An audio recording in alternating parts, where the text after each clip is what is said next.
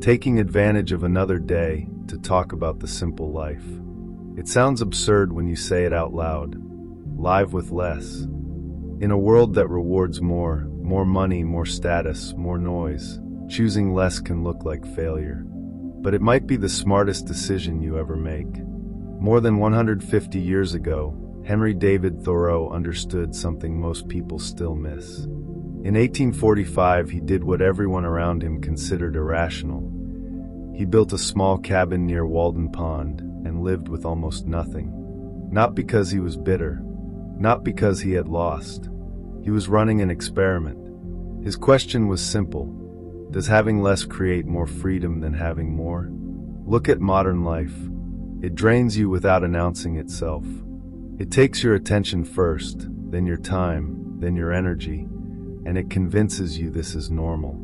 You wake up and reach for your phone. Before you even feel your own body fully awake, you're already absorbing other people's demands, notifications, emails, problems you didn't choose. Even breakfast becomes a planning meeting. You rehearse conversations that haven't happened. You solve problems that might never exist.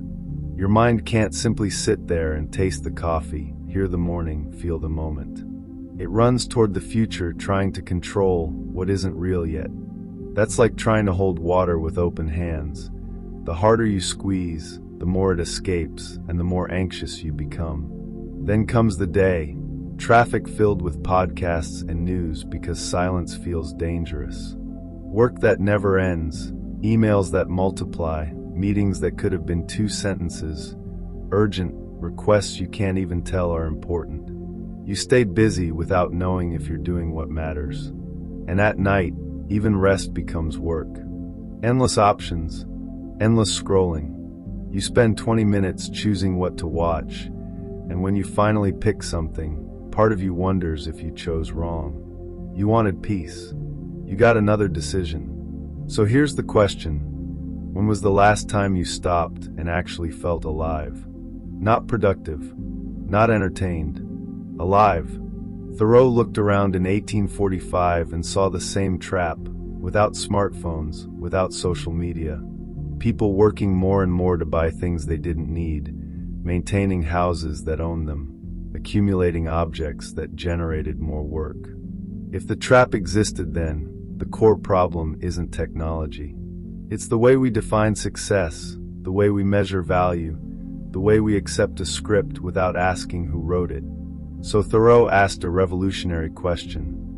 What happens if I remove the non-essential and live only with what's necessary? What's left? What actually matters?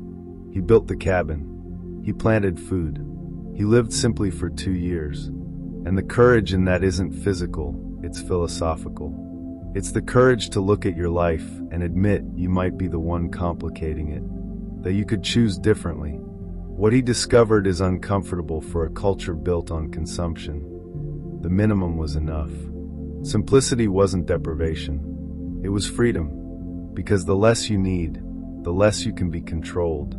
Most people never notice the invisible weight of their possessions. Every object demands something from you. Cleaning, maintenance, worry, money, attention. Eventually, you don't own your things. You manage them. Here's the perspective shift. The real cost of anything isn't its price in dollars. It's its price in life. How many hours did you trade for that item? Not could afford, but had to work for. And when you calculate honestly, the answer is often shocking. You traded days of your only existence for something that gave you a brief hit and then became another responsibility. You work long hours to pay for a home you barely experience. You accept a job that drains you to maintain a lifestyle that doesn't actually make you happier. That's not success. That's a sophisticated prison you built purchase by purchase. The key is in your hand. It always has been. But using it requires a different kind of courage. The courage to disappoint expectations, to be misunderstood, to be judged. Another trap is choice overload. We're drowning in options, shows, products, subscriptions, upgrades. The more choices you have, the harder it is to decide, and the less satisfied you feel afterward. Freedom turns into paralysis. Thoreau solved this by reducing his life to what worked. Fewer possessions, fewer obligations, fewer distractions. And when he did, his mind became free to think, to observe, to create, to be present. So what do you do with this today? You don't have to run into the woods.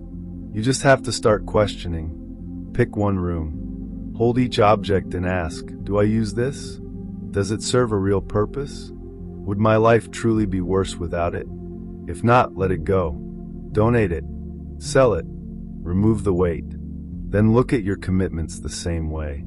How much of your week is spent on things you genuinely choose, and how much is spent on things you feel forced to do? Practice saying no calmly without drama. You don't owe a long explanation for protecting your time. Cancel one subscription you don't use. Delete one app that feeds distraction. Create a daily pocket of silence, 10 minutes with no screen, no audio, no input. Just breathing, just noticing. At first your mind will protest. That's the point.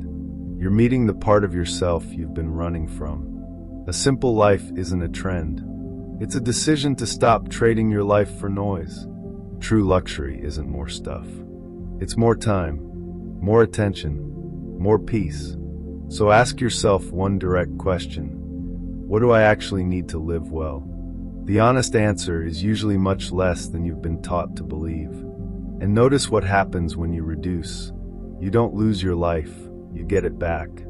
Fewer things to maintain, fewer obligations to carry, fewer inputs hijacking your mind, more clarity, more patience, more room to hear your own thoughts. Not because the world became quieter, but because you stopped volunteering for the noise.